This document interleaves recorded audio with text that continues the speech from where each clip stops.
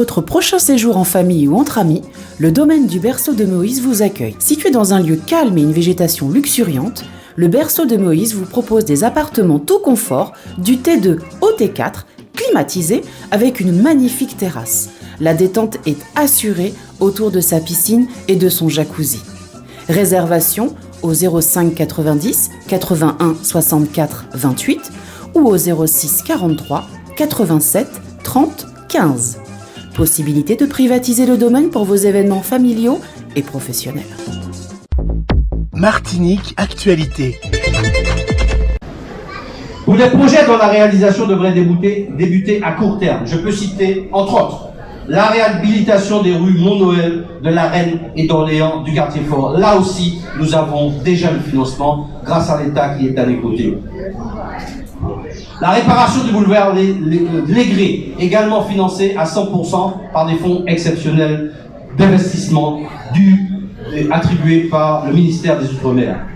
Les travaux sur les stades Paul Pierre-Charles et Gabriel Suvelor. Nous attendons aussi l'aide de la CTM et je remercie d'ores et déjà le Félix Perry, qui était ici avec nous il y a peu de temps pour étudier tout ce qu'il y avait à faire, et on compte sur vous, Monsieur le Président, également, et avec la CTM. Nous avons déjà le financement de la rénovation du cimetière que les Pierrotains attendent.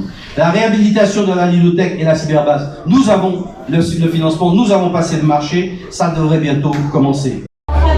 Voilà, donc je suis très heureux d'avoir pu accueillir les Pierrotines et Pierrotains, mais aussi des Martiniquais, les représentants des villes amies, les villes de Martinique qui sont ici présentes aujourd'hui.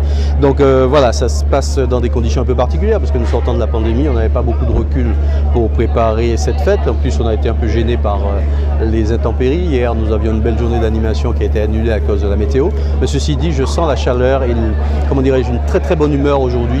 J'ai demandé, comme je le fais depuis quelque temps, à ce qu'il y ait une mobilisation autour de notre ville, pas simplement pour ce qu'elle est, mais aussi parce qu'elle est quelque part un atout potentiel pour la Martinique. Et Monsieur le Président de l'Assemblée de la CTM, M. Salibert, qui est originaire du Nord-Caraïbe et qui sait de quoi je parle, s'est engagé, a promis d'appuyer du côté de la CTM, a demandé aussi aux nouveaux députés de faire en sorte que nous, du Nord-Caraïbe, nous puissions faire comprendre que Saint-Pierre n'est pas une affaire simplement pierrotine, mais une affaire martiniquaise. Et je donc dis que Saint-Pierre pouvait être un défi territorial pour la Martinique, mais aussi pour la France, parce que nous aurons bientôt, je l'espère, le classement de la montagne Pelée à l'UNESCO avec les autres sommets du Nord en Martinique.